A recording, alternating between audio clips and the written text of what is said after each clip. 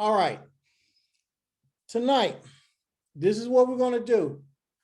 This is the checklist when NACCAS gives you their final visit. You have 2 visits. The first visit, NACCAS is not going to really do anything. They're going to look around, be your friend. They'll write you a report telling you change this, switch this up and all that. The final visit cost about $5,000, rounded off. It may be $5,000, $50, $5,000, $25, but it's about $5,000 for this final visit. I know that's a little hefty, but when you pass this final visit right here, you'll be accredited. You'll be able to receive up to $10,000 in Pell Grant and another $19,000 in subsidized and unsubsidized student loans. And they don't even check credit, y'all. It doesn't matter if the student's credit score is a 300, a 200, or 500, they don't check credit. This is when you can get up to $29,000 per student. And I say, welcome to the promised land. You've gone pro. Now, this is the checklist. Let's go through this checklist. Okay, looking at this checklist, and y'all should have a copy of this checklist so you can go check. Gold members, if it's something that you don't have in this checklist, let myself or the team know. Now, first one, ensure that all revisions outlined in the ISS review letter sent to the school are addressed and all instructions and deadlines are followed. When you submit your ISS the first time, NACCAS will review it. They'll look at it. When they come out to your school on the first visit, the friendly visit, the candidate visit, they'll look at the ISS. If anything is out of place or needs to be corrected, NACCAS is going to send you a letter and they're going to say, hey, correct this, this, this, this. Nothing major. Usually when we submit an ISS, they're going to try to find something. Well, do this, do that.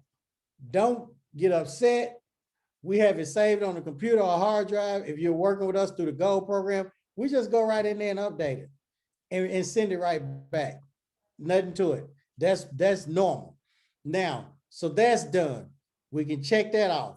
The next thing, review section D below, required checklist documents to begin preparing for the required documents. Okay, basically what that's saying is down here at section D, there's a lot of documents, a checklist that you must have. We're going to get to that. The next step, view webinars.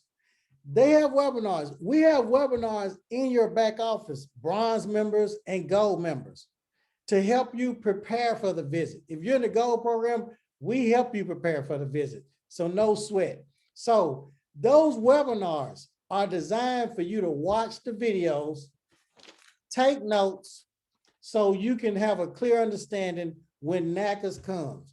I know a lot of y'all are going to be nervous. You're going to feel like the FBI is coming to your school to look through everything. No need. No need to be nervous because we're going over the checklist right here. Now, it must be received about 8 weeks prior to the on-site visit. So basically that's saying usually about two months before they want to have everything, okay? Now, go here. The next step, submit the annual report documentation as outlined within the instructions letter. Okay, the annual report. A lot of y'all are wondering, what is the annual report? The annual report is basically a report of all the students that graduated the previous year, all the students that started, all the students that withdrew. And the students that graduated, how many of those got jobs? I did a full video training on the annual report. I've already done that. That's in your back office. So I don't have to cover this. I just hit on the highlights of that. Now, next, a NACCAS staff member from the Department of Research and Outcomes report will review the documentation submitted. If it complies with NACCAS minimum outcome rate thresholds for graduation, placement, licensure. So they have an outcomes rate, 50, 60, 70%, okay? Now, I've gone over that. Dr. Knight, make sure you click that link in the bio But I'm recording it too, because we got a lot of people over here tonight. So you should be able to get in. Now, number two, if serious deficiencies are present in the institutional's annual report documentation, basically what they're saying, they're gonna write you a limitation. That's what they're gonna say.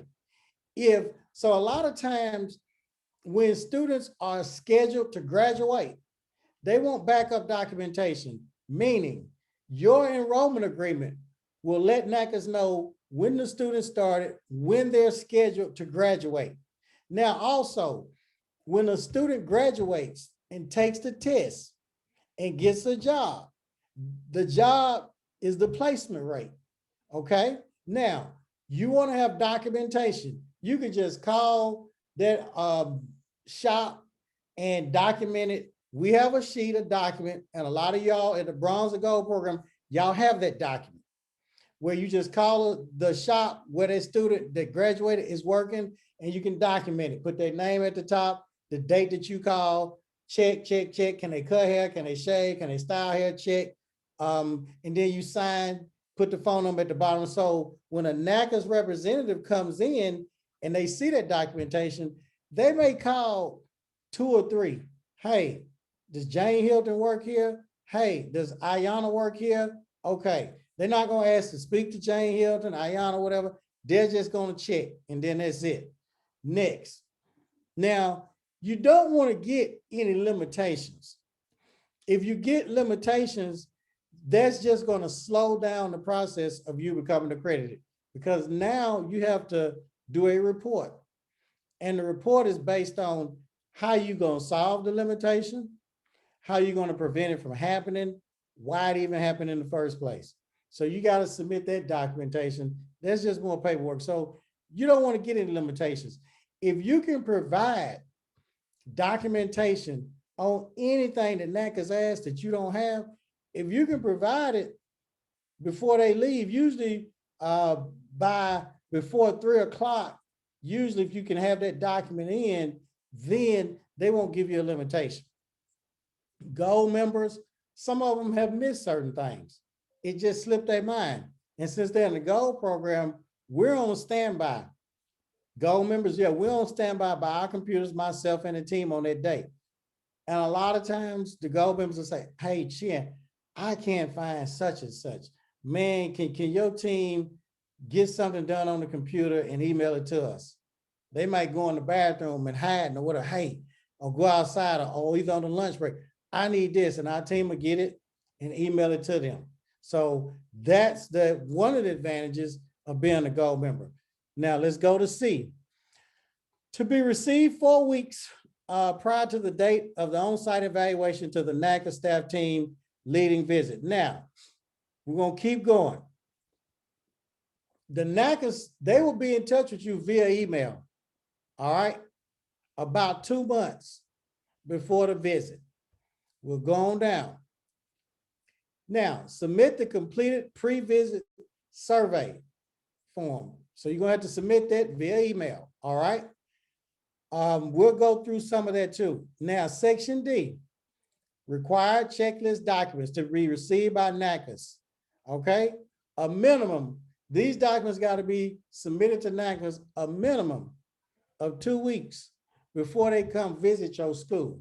That's what they're saying. Now, Section D, required checklist documents must be bookmarked according to the checklist document. Minimum required bookmarks, page and uploaded via the member login portal. What that means is these documents, you're going to have to upload them to Adobe Acrobat. In the gold members section, the gold members, we do all of that for you. But you'll have to upload these documents in Adobe Acrobat, okay? And you'll have to put electronic bookmarks.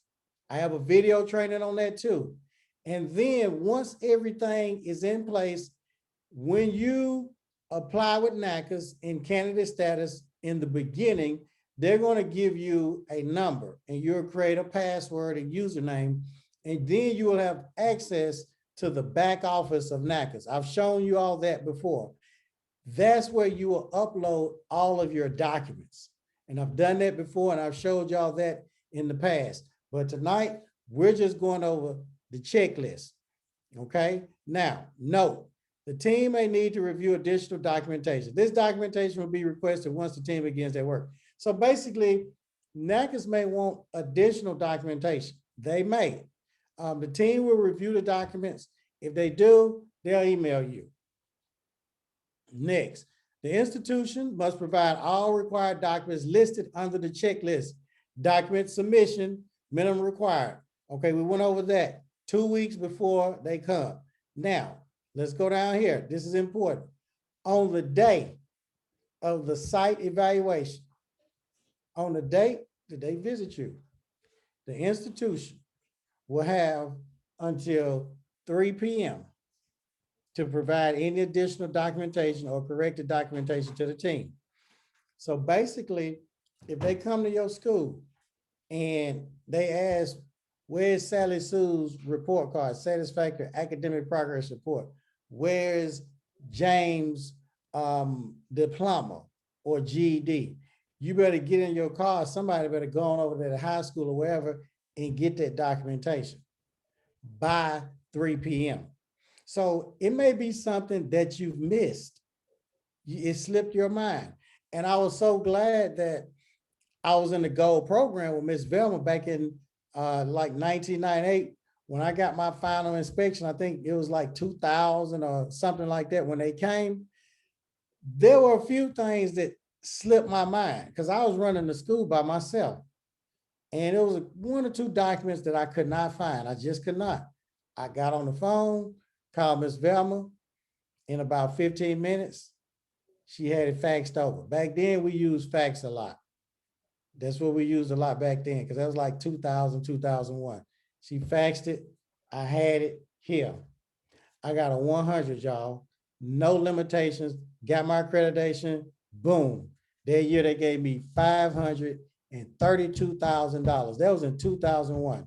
I thought I had $50 million. So by 3 o'clock, if you can produce a document, but a lot of y'all may not have to do that because y'all's files may be perfect. It should be if y'all in the program. There's no reason why you should miss anything or not have anything because it's right here in front of y'all. Now we're going to the next. The student list contained within the checklist. Document submission must include the following information. Basically, what this is saying, these are the documents that NACCAS wants you to provide.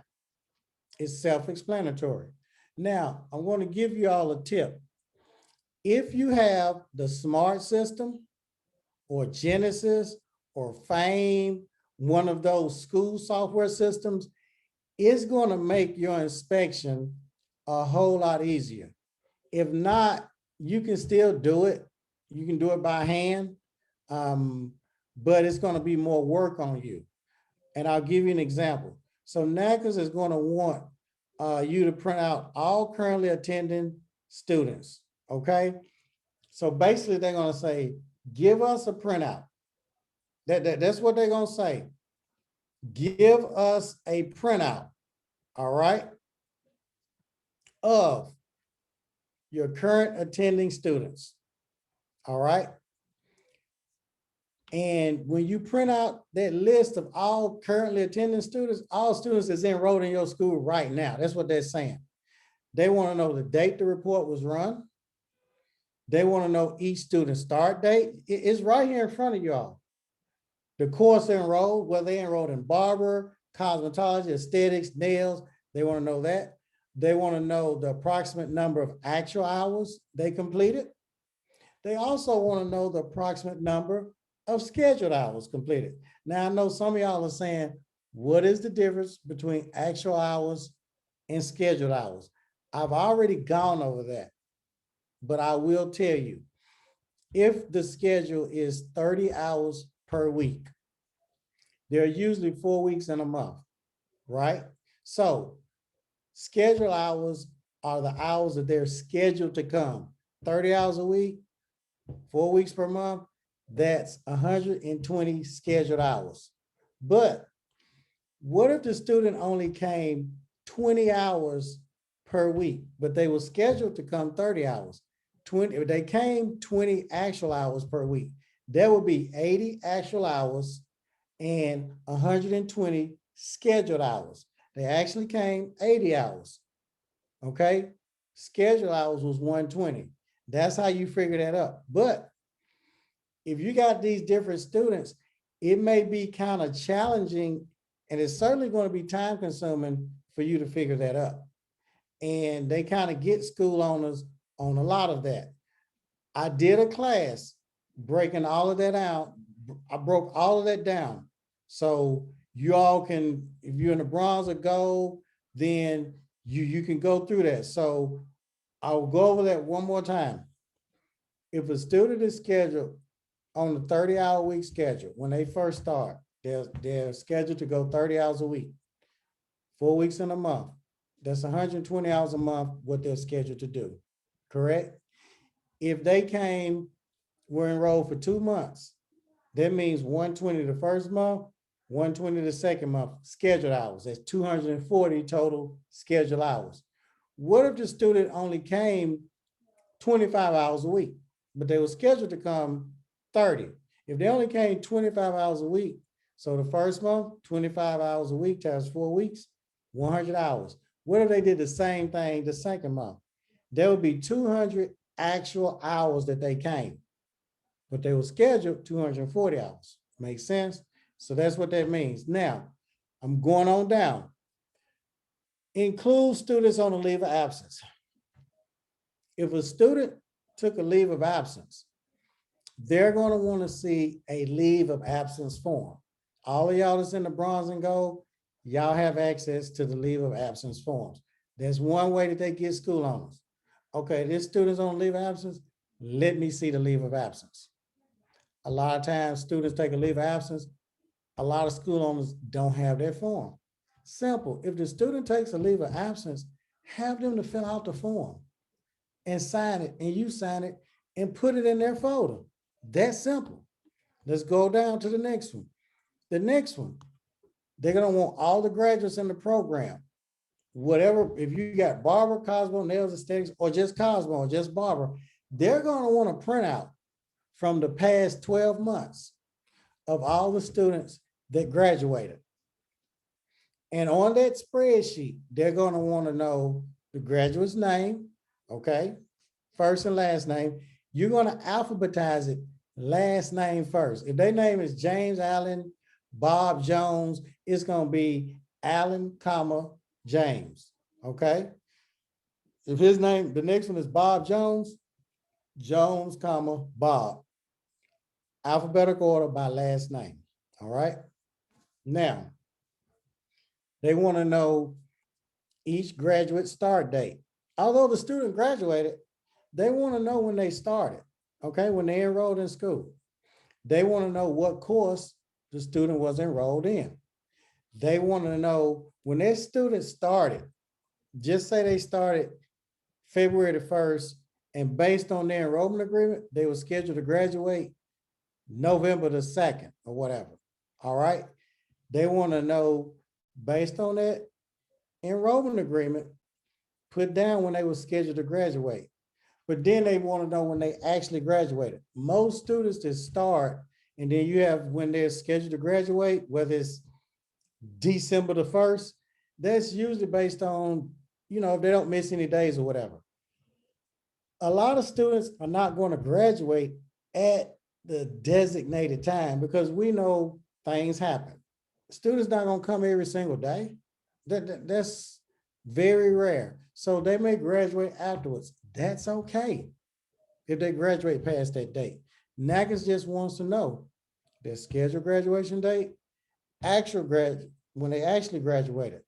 I did a class on that. Next step. So that's 2 lists that we have: current student attending, graduate. Now, the next one, okay? Here we go. All students whose enrollment has been terminated or withdrawn, okay, from the past 12 months. So basically what they're saying is this third list, they want a list of all the students that withdrew, got terminated, quit, or whatever. That's what they're saying, bottom line. I repeat it. This third one, they want a list of all the students that quit, withdrew, got kicked out, put out, terminated, whatever, the past 12 months. All right. Now, on that spreadsheet, they want to know the student's name. Remember, last name, first name, alphabetized by last name. Now, they want to know when that student started. Okay.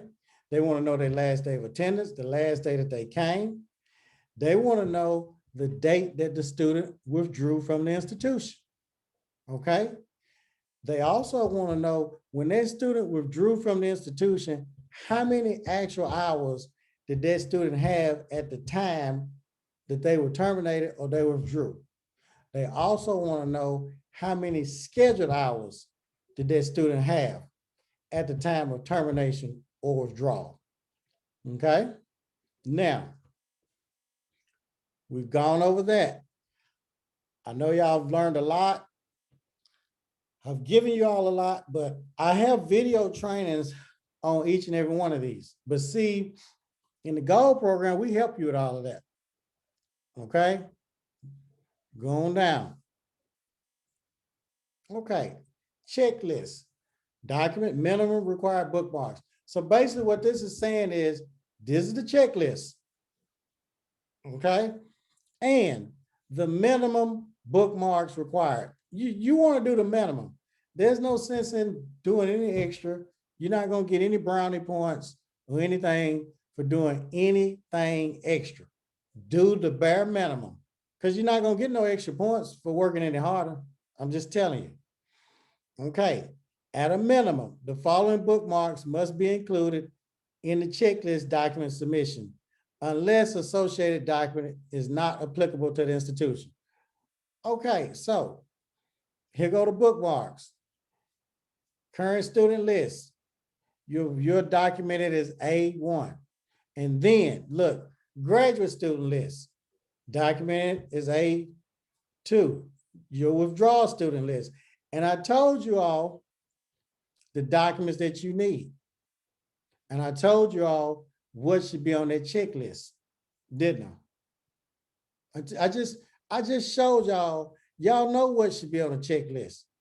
I just showed you the date that is run is self-explanatory. Self-explanatory. Go down. So section A, student list. Okay. Now, section B, the policies. Cross-reference, leave of absence policy. Some of y'all probably know what that is. It's in the bronze and gold program. Cross-reference, satisfactory academic progress policy. I've already gone over all of these different policies. I have recordings of videos in the back office. Cross-reference, institutional refund policy. See, when them students withdraw, you got to have a refund calculation sheet for each student. Whether you owe them money or they owe the school money, you must do this refund calculation. I went over that in the video showing you all how to do that refund calculation. If you have the SMART system, FAME system, Genesis, one of those automated software systems, when a student withdraws, all you gotta do is click a button and it will do it automatically for you. So that'll save you a lot of time, all right? Now, cross-reference enrollment agreement, that checklist. We already have that. Cross-reference catalog. And I went over this in an ISS, all right? Now, next thing, policy on distance education, if applicable.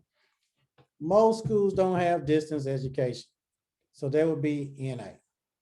Externship or internship policy, if applicable. 99.9% of the time, that's not going to be what you all will have, so that just be NA. Next thing, instructor meeting policy. Okay, instructor meeting policy. And I'm going to go over this with y'all on this instructor meeting policy. But we're going to go on because they need to know your policy on that. most of these policies are in the school catalog, the majority of them, okay? Now, admissions policy, it's in the catalog. Transfer policy, in the catalog. And we have a catalog already done for you all. All y'all gotta do is copy, cut, and paste. Reentry policy. What is reentry policy? Is when a student quits or whatever and then comes back. Transfer policy is when a student is from another school, they transfer to your school. Ability to benefit policy, if you even allow that. Now, ability to benefit policy is where a student doesn't have a high school diploma, they don't have a GED, but they can take this test, okay? They can take this test and qualify to get in school if you offer that. A lot of schools don't offer that test because sometimes those students may not finish school, and sometimes even if they finish, they may not take their test and pass it. And the school owners, they don't want their pass rate, graduation rate, all of that to be low, because it has to have 50%, 60%, 70% in order to be passing with NACCAS. Now, internal grievance policy.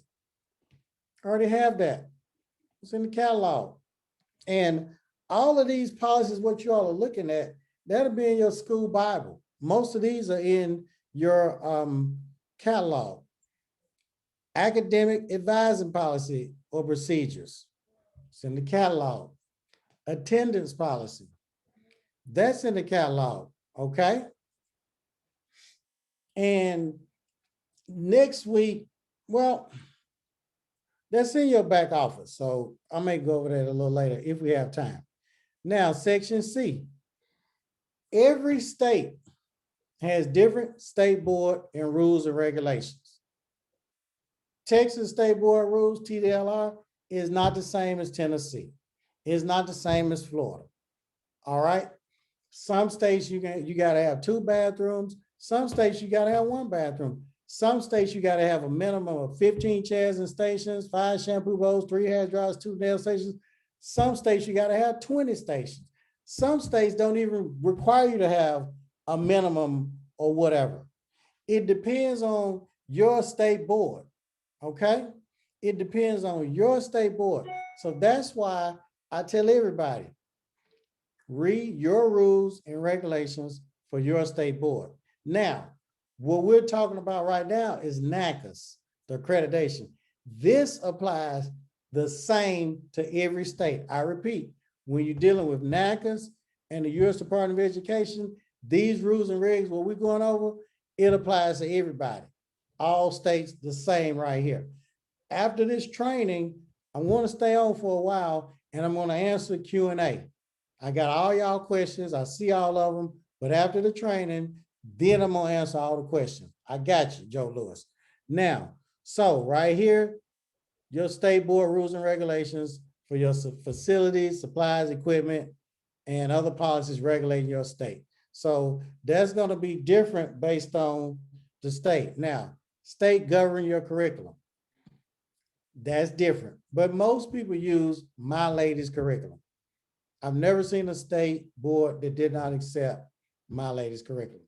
Now, state regulations govern a mandated refund policy, if applicable. In your school catalog, you gotta have that NACCAS refund policy that's in compliance with NACCAS and the federal government. That's already in your school catalog. It's already in your enrollment agreement. That enrollment agreement that's provided in the back office for y'all bronze members and gold members, don't be fooling with the refund policy. Leave it there because it's already in compliance. Put your name at the top, your address, whatever programs you have, and the amounts, put that in. But a lot of that other stuff, leave it alone. That's section C. Section D, continuing education plan. Now, every year, if an instructor has been at your school for a minimum of 12 months, they gotta have continuing education hours, all right? So all instructors must complete continuing education hours. And last week, I went over an ISS. Y'all saw that. I went over the institutional self-study, which covered probably 90% of what we're looking at tonight. I went over that. I believe that was maybe last week. So a lot of this stuff is kind of redundant, and y'all remember it. Now, list all currently employed regular instructors. So they just want a list of all of your current instructors. Okay, personal file for each currently employed instructor containing the following. So if you're an instructor, they need your license, a copy of your license. If an instructor has been employed at your school for at least 12 months or more, they got to have a instructor evaluation, that performance evaluation. And you all have those.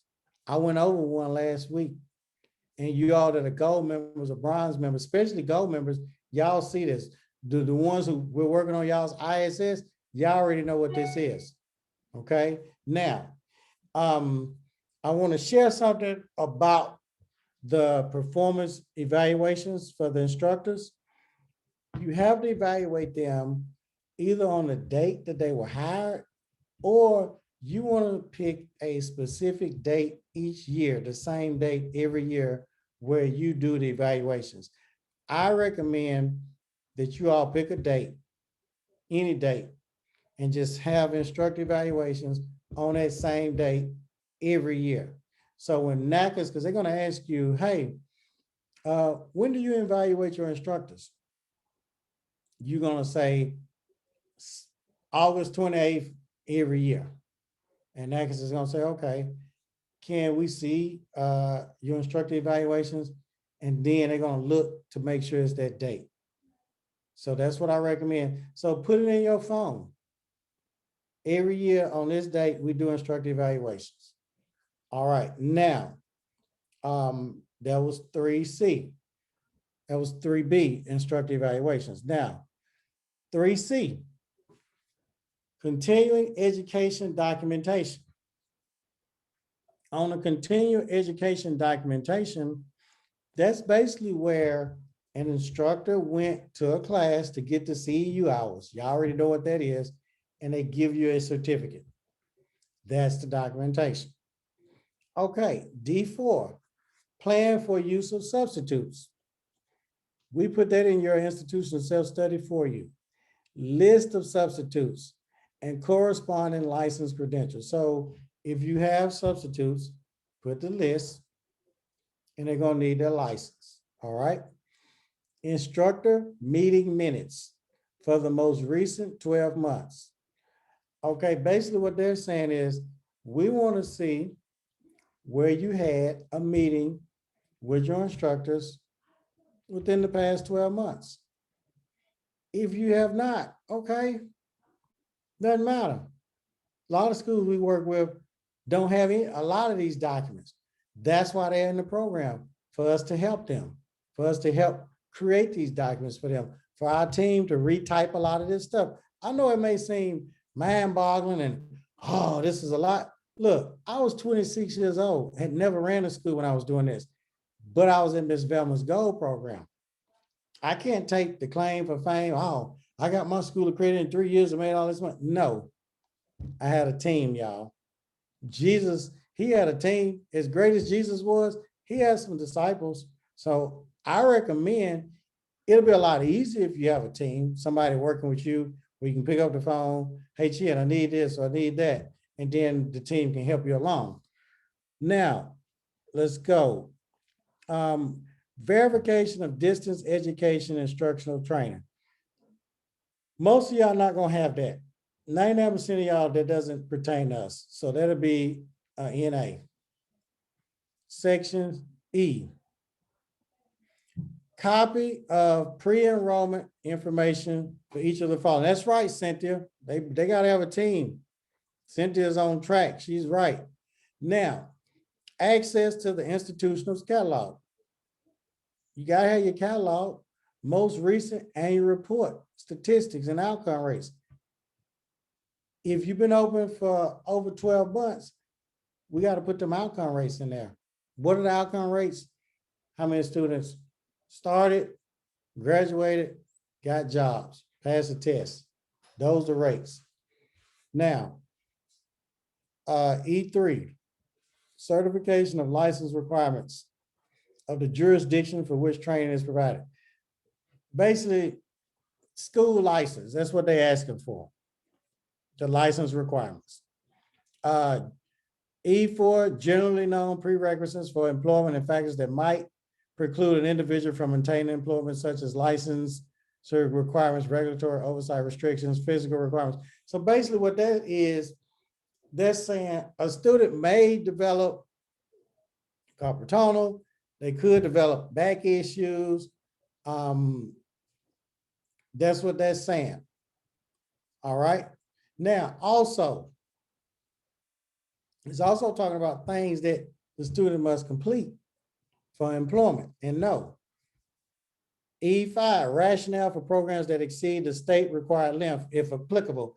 If your state requires Cosmo or Barbara 1,500 hours, that's usually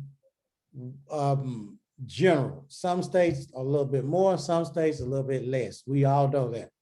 But if they say, if the state board says your program is 1,500 hours and the students are going, you're making them go 1,600 hours or 1,800 hours, you need to give like a little mini explanation of why it exceeds the state required hours. Is it because you've done studies and these students are not ready?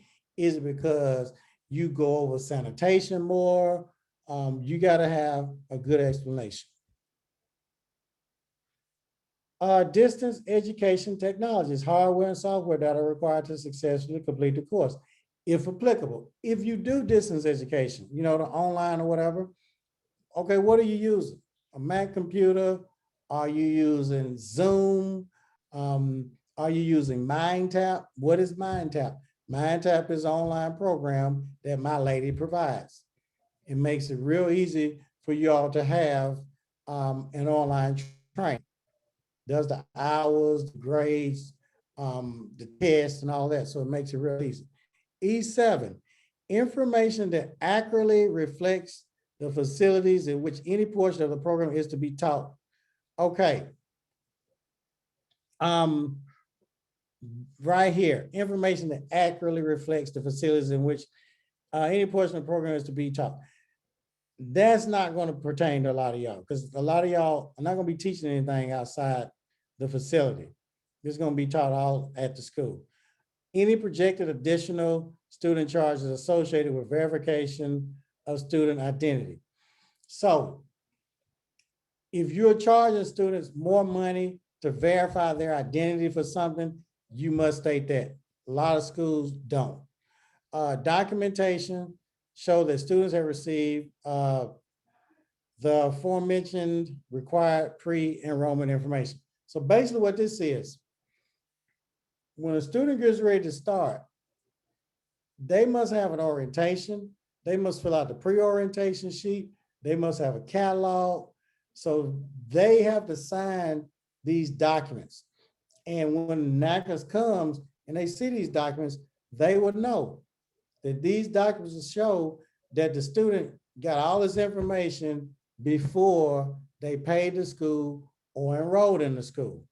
Okay. Now, I've gone over these documents before. If you saw the documents, you'll say, oh yeah, I know. So what I'll do, I'll probably, but last week I did it because I went through an ISS. So y'all should have that. Section F, course and program outlines for each course. Basically, what we're going over, all of this is in their institutional self-study. That 200 to 300 page document that our team does, that's really what we're going over. All of this is in there. All of this is in there. That's why when y'all pay to have this done, it's a lot of work. It is a lot of work. It's worth to pay somebody, whether it's our team or somebody, to do this for you, because trust me, it will take a lot of headaches away from you and sleepless nights. There are people that have been struggling with this for years and never got accredited. Yes. Now, record time, we did one of these in a couple of days. It was probably like 2 days. Never forget it. I won't say the lady's name. She was a foreigner. She wasn't American, didn't speak good English. And she called and she needed this done because she had been procrastinating. Because you have a timeline. I think Dr. Moreno had got like 18 months or 24 months or whatever. And she done pity-patted around and waited. Now she had to pay double, triple, but we got it done. Now, section F, course and program outlines for each course. We have that. That's in your catalog. Sample lesson plans for each course. My ladies, a lot of them use my ladies. Examples of written and practical tests. And it must be graded on the rubrics. Now, what does that mean? This is another way that they trip up school owners. On your practical test, just say you got 10 questions and we're doing hair cutting. That means each question is worth probably 10 points to equal 100. And just say, we didn't do the haircut right on step number 5. We did it half right. Well, if we did it half right, we have to count it 100% wrong. We can't give them 8 points or 9 points or 5 points. No, they either get the 10 points or 0. Does that make sense? NACCAS is going to ask you, hey, so when you're grading practical, how do you grade it? You're going to grade it on the rubrics. It's either right or wrong. They trip up a lot of school owners. Now, if y'all see a practical grade test, most of the stuff that I'm going over, I went over it the previous week. So y'all have already seen how this stuff looks. Completed forms and practical grading criteria used for evaluating students. I went over that last week. That was in the ISS. Section G. All right, state license as a post-secondary institution. Y'all got your state license. You got your license from the board.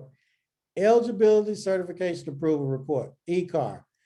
You won't have this right here, the PPA agreement, Program Participation Agreement. This comes from the U.S. Department of Education. Once you get accredited, they're going to give you this. So this doesn't pertain to you. You won't have that, okay? But once you get accredited and then you go back for reaccreditation, I know a lot of y'all saw Networks Barber College. He got his approval with the government for another 6 years. Y'all saw that and I posted it on Instagram. What that means is he get to draw down more federal funds for the next 6 years. And then he'll have a reinspection. So he's on Easy Street for the next 6 years. Kamasi, Networks Barber College. He did $2 million last year. He's been in our program for years. But he sent me that because he was thanking me and the team, you know, for helping him. All right, next, advisory committee roster. I've already gone over that last week, but for y'all that don't know what the advisory committee roster is, the advisory committee, that you need about 3 or 4 people. Well, who are they? They must be somebody in the beauty industry, whether it's a barber, stylist, nail tech, esthetician, they work at a beauty shop, they own a shop, or they work at a beauty supply, whatever. Someone in the industry. You got to have their name, where they work, their address, their phone number, and their position. Meaning if they're barber, stylist, nail tech, or whatever. Their name, where they work, their address, their phone number, their position. Okay, now we can move on to the next one. Advisory committee meeting minutes or completed surveys. I like to just do the meeting minutes where all of the advisory committee members, we had a meeting. There are certain things that we must talk about, that you must talk about based on NACCAS rules and regulations. We assist the school owners with those, okay? because a lot of times they may have some hangups or whatever. So we help them out with that on how to have their meetings, how to type up their meeting minutes. A lot of times they'll have the meeting and our team will type it up for them. All right. G5, documentation of feedback from current students and graduates. You all have a copy of a current student survey. You have a copy of a graduate student survey. So you're just walking your classroom, say, hey, students, I need y'all to fill out this current student survey. Put that in the folder, labeled 2021 current student surveys. When a student is ready to graduate on that date, you call them in the office, they fill out a graduate survey. Y'all have copies of them. All y'all gotta do is put y'all name at the top. You already have copies of them. And then label it 2021 graduate student surveys. Because when NACCAS comes to your school, they're gonna say, hey, we need to see a copy of, this is what they're gonna do. Do you have your student, current student surveys, Giovanna, Jane? Oh yeah, we do. Okay, well, can you get the folder? But we gotta have this already in this packet. Okay, now, next one. Summary of feedback from current students, graduates, and advisory committee. That's an institutional self-study. An improvement plan based on what they said. Well, we need another instructor because we ain't got enough instructors teaching, or we need another TV or computer in the classroom, or we need more stations and chairs. Based on what they said, you want to put that feedback, whatever those, the feedback you got from the current students, the graduates, or the advisory committee. Now, G8, institutions, operating policies and procedures. It's in the ISS that we do. Privacy and release information policy and forms. If you're going to release certain information, you just can't release it to any and everybody. Now, if state board, U.S. Department of Education, or NACCAS, you got to release it to them with them not signing anything or whatever. But if a parent comes in or whoever, they got to sign a release form. They got to fill it out before you can release their students' documents. All right. That's in the catalog, and we have those release forms that they fill out. We already have that for y'all. It's already worded correctly. It's already done for you. All y'all got to do is print it out, fill it out, or whatever. A lot of them hardly ever use them, but at least you'll have it for NACCAS purposes. And they may say, well, have you had any students to fill those out? No, we have not. But at least you can show NACCAS a blank one. Articulation agreement. You're not going to have that. Training agreements with outside agencies, 99% of the time, you're not going to have that. Professional assistance referral policy and or procedure. You'll usually have that. If a student has some issues and you refer them to a NA, AA, or some outside facility, if you have a list of that, that's what that is. Graduation requirements. That's in the catalog. They must complete all of their assignments, practical, academic. They must maintain a 70% or 75% grade point average, at least a 67% attendance. So you have your graduation requirements. Published annual report outcome rates. We talked about that, about when the students that started, then the students that graduated and took the test and got their license. That's what the outcome rate is. I did a full class on that. A lot of the things that we're covering, I've done a full class on it, whether it was 30 minutes or an hour long. I'm just going over this checklist because this is the checklist that NACCAS is going to use. Examples of advertising for the previous 12 months. That's another thing that they get school owners on. Your advertising must have all work by supervised students. your business cards, your postcards, your flyers. You can have it in little bitty. I used to put it in writing so small that they couldn't even read it with their eye. So when we handed out flyers, postcards, business cards, the customer, they didn't even notice it. NACCAS didn't say how big it had to be on the advertisements. It just got to be on there. So I had it real small where you just had to look at it like that. Now, when they come on your clinic floor, you got to have a big sheet of paper like this, all work by supervised students, paste it up on the wall on the clinic floor. All right, orientation information provided to the students.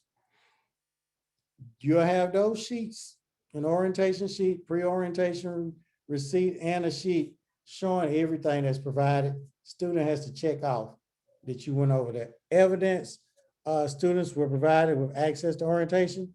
That sheet that I just told y'all, when they fill out the pre-orientation sheet and that orientation receipt, the date is going to be before they started school. If it's on the same date that they started school, let NACCAS know that you had orientation before they started that morning. All right. Now, employment assistance provided to students and graduates. You're going to have sheets where shops in your area may be hiring. So you can have a bulletin board. You can have those sheets as documentation. Also, when you call where they're working, that's documentation. There's employee follow-up. All right. Documentation showing that the institution is responsible for distance education. Okay. When COVID came, that was the first time that state boards allowed the beauty industry schools to have online education, which is distance education. So if you do have distance education, you got to have documentation showing that the institution is responsible. Meaning you got Zoom, you got MindTap, you're doing everything in order. All right, I covered a lot of that. Notification of student file submission to NACCAS. The student file must be bookmarked according to the student file's minimum. So basically, read this. Within one business day of receipt of this checklist, documents outlined within section D. Okay. The team, a NACCAS team member will contact the institution regarding when to expect a selected student list. So basically, they're going to let you know within 2 days of your receipt of this checklist, documents outlined within section D, the team will contact the institution to notify which student files are to be reviewed. So basically what they're saying, on the first one, within 1 day of the receipt of the checklist, documents outlined within 1 day, what they outline, you got to have all them documents ready. Within 2 business days of receipt of this checklist, you got to have these students ready. See, they're going to have a whole list of your currently attending students, graduate students, withdrawal students. Remember that checklist that we talked about in the beginning? You may have 8 current students. You may have 6 students that graduated within the past 12 months. You may have 4 students that withdrew the past 12 months. They're going to highlight from that list the student files that they want. And they're highlighted like a couple of days before they come. All right. Now, sometimes they don't highlight it till they get there, but usually they'll highlight it. They'll let you know day in advance or whatever, so you can have those files ready. Now, let's see. But usually they'll ask that same date, or sometimes 2 days before. It just depends. All right, now y'all need to read this. The institution will have 30 minutes per student file to upload the documents. An additional 30 minutes to 1 hour will be provided for formatting, bookmarking, and maximum of 24 hours will be provided to the school to upload the student file information. Now, a lot of this was like pre-COVID. So now you would come out, they're gonna come out to the school. So they'll just be looking at this like this and not through an online portal or whatever. So we're going, let's see. Okay, if the student files are not uploaded within the time frame provided, the NACCAS team lead will select another sample of student files on the date of the on-site evaluation. So on the date of the on-site visit, the institution will be informed of the new student file sample, and the institution must upload the new student file sample. You don't want to do that. You want to upload what they ask. So when they come, it'll be a smooth transition. All right. We already went over the minimum bookmarks and all of that. So a list of the current students selected. Whoever they selected, you're going to have those documents for them. They may select student 1, 2, or 3. So you have to get all those documents and everything that's in the folder. Okay. Prior to the arrival of the NACCAS team at the school. See this right here, this checklist is mainly talking about the Zoom, but it's not going to be like that on the final visit now because COVID has opened back up.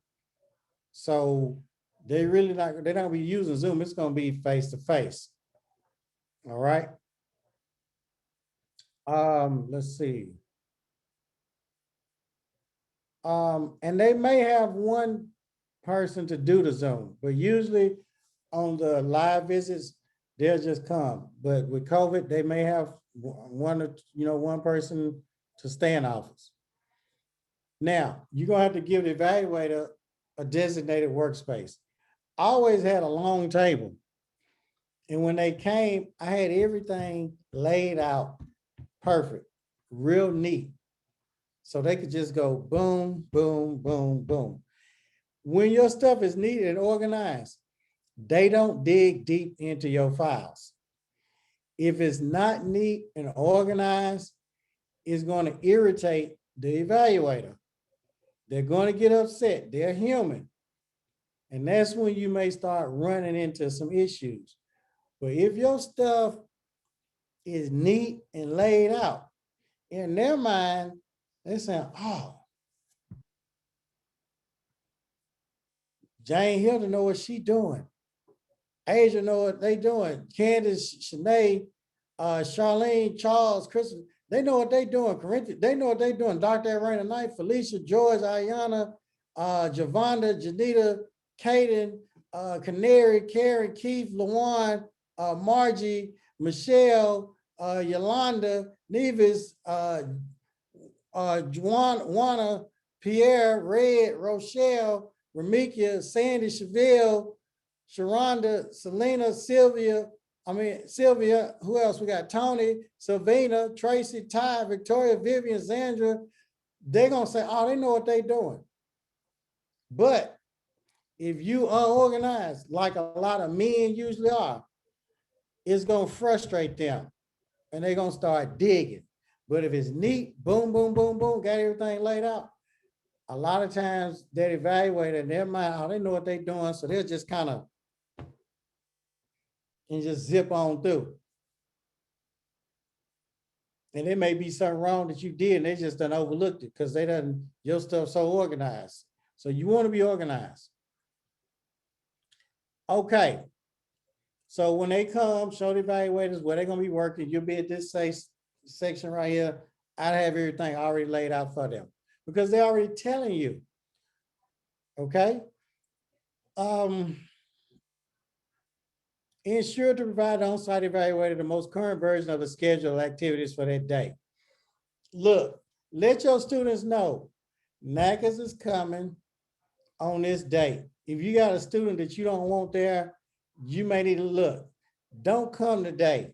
You stay at home. The other students, let them know, look, NACCAS is coming.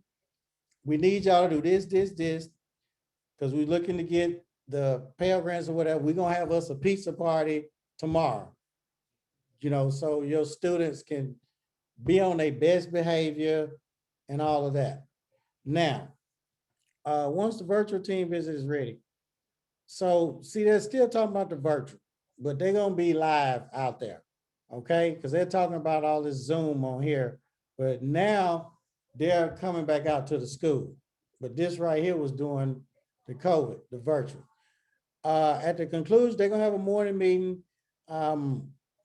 You'll sign off on some papers or whatever, and they tell you to upload that. But now, since they're becoming live, you'll just sign that while they're there. Once the morning meeting is concluded, the school will lead the on-site evaluator and virtual team on a tour. You just walk around the school, show them your lockers, water fountain, office, clinic floor, classroom, all of that. It's basically what that is. Now, documents in the student files for review by NACCAS. What is this? These are the documents that must be in your student files. I repeat, these are the documents that must be in your student file. Let's look at it. We're at the finish line, y'all. A copy of a signed enrollment agreement. You need your enrollment agreement. Y'all already got a copy of that. If they have leave of absence, if you do leave of absence, and the student took a leave of absence, they just need to fill it out. And if they took a 6-month leave of absence, that means their enrollment agreement needs to be updated, because that means they're going to graduate 6 months later. Next thing, student payment card or ledger. If a student is making payments, they want to see documentation of that. If you have the Genesis, Fame, Smart System, or whatever, one of them automated systems, it automatically keeps up with that when you put a payment in. And you just hit a button and print out a payment ledger. If not, if you do it by hand, you have to provide that. Admissions documentation. Well, they need a high school diploma or GED, social security card, ID, driver's license, or whatever. That's what they're talking about. Their proof of age, interview forms. If there are any interview forms that you use, a lot of times they don't, but if you do, if they need recommendation letters, a lot of schools don't require that, but if so, application for enrollment, that's the registration form.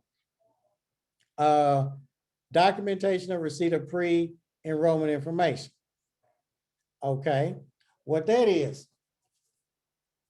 that's some of that orientation. The orientation receipt, and there's another form that they fill out. Let's see, ATB test. A lot of y'all not going to do the ability to benefit testing. Most schools don't do that. If you do, a lot of them contact the state board and they'll put them in contact with a local testing place that does that, but most of them don't. Immigration information, if applicable. If you have immigrants and they have a green card or whatever, they would need that documentation. Any state required elements for enrollment, residency, or health. Some states require it, some don't. Documentation of all other items required by the school for admissions. Any training agreements. Most schools won't have that. Other student information applicable, for example, if an excused absence documentation, most of them not going to have that. Correspondence to and from the student, a lot of them not going to have that. Documentation of phone conversations, most school owners won't have that. State board cosmetology registration form, some states require that. If they do, then you would have that in there. Documentation of academic advising sessions. So if you had any academic counseling or whatever with a student, you have those forms that will be in there. Next, grades, report cards, tests. You'll have that in there. Okay. You got to be giving the students tests. Hourly reports, timesheets. How you keeping up with the hours? See, if you have that Smart System or Fame or Genesis or whatever, you can click a button and it'll print out the time sheets. If not, if you're doing it by hand, then you would have those. If they took a leave of absence, you would have that form in the folder. SAP evaluations, satisfactory academic progress reports. If you have the Smart System, Fame, Genesis, or whatever, you click a button. Back then, at first, I was doing it by hand. It was a lot of work. Warning and probation notices. A lot of schools not gonna have that because students probably not on probation. They probably not performing below the minimum attendance of 67% and the minimum grade point average is 70, but if it's VA, it's 75%. Appeal documentation, most of y'all not gonna have that. Students not gonna be appealing. Documentation of withdrawal or termination. A lot of school owners, when a student withdraws or quits or whatever, or terminates, they don't do that refund calculation. And even if they do, a lot of them do it incorrectly. So you want to make sure you do that correctly. That's that institutional refund calculation right here. RT 24 form. Now, if you got an automated system, it'll do that for you. Like I said, if not, you got to do it by hand. Documentation of student complaints. You're probably not going to have those. Documentation of graduation, supporting documentation that all graduation requirements have been met. They can fill out one of those sheets when they graduate and have those surveys. Assessment of student competence upon completion of DE curriculum. Most students not going to have that. So what I've done, we've gone over these 7 pages. It took us about an hour. So I know y'all learned a lot. This was a lot for y'all. That's the purpose of having a team. I'm gonna put this recording in the back office.